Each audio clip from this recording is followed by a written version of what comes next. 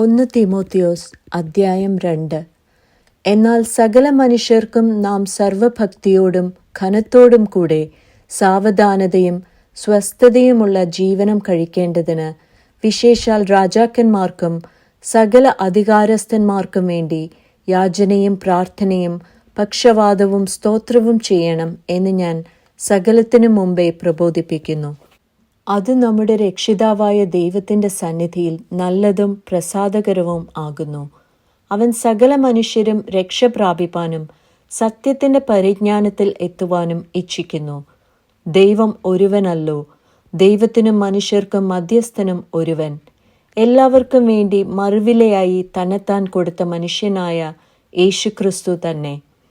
തക്ക സമയത്ത് അറിയിക്കേണ്ട ഈ സാക്ഷ്യത്തിനായി ഞാൻ പ്രസംഗിയും അപ്പോസ്തലനുമായി ഭോഷ്കല്ല, പരമാർത്ഥം തന്നെ പറയുന്നു. ജാതികളെ വിശ്വാസവും സത്യവും ഉപദേശിപ്പാൻ നിയമിക്കപ്പെട്ടിരിക്കുന്നു. ആകയാൽ പുരുഷന്മാർ എല്ലായിടത്തും കോപവും വാഗ്വാദവും വിട്ടകന്ന് വിശുദ്ധ കൈകളെ ഉയർത്തി പ്രാർത്ഥിക്കണം എന്ന് ഞാൻ ആഗ്രഹിക്കുന്നു. അവണ്ണം സ്ത്രീകളും യോഗ്യമായ വസ്ത്രം ധരിച്ച് ലജ്ജാശീലത്തോടും സുബോധത്തോടും കൂടെ തങ്ങളെ അലങ്കരിക്കണം.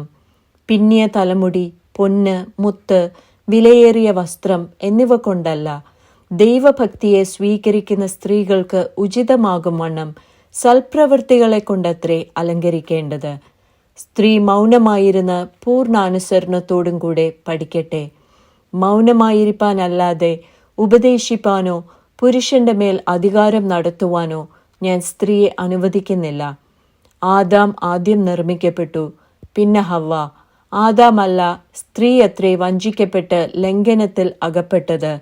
എന്നാൽ വിശ്വാസത്തിലും സ്നേഹത്തിലും വിശുദ്ധീകരണത്തിലും സുബോധത്തോടെ പാർക്കുന്നു എങ്കിൽ അവൾ മക്കളെ പ്രസവിച്ച് രക്ഷ പ്രാപിക്കും.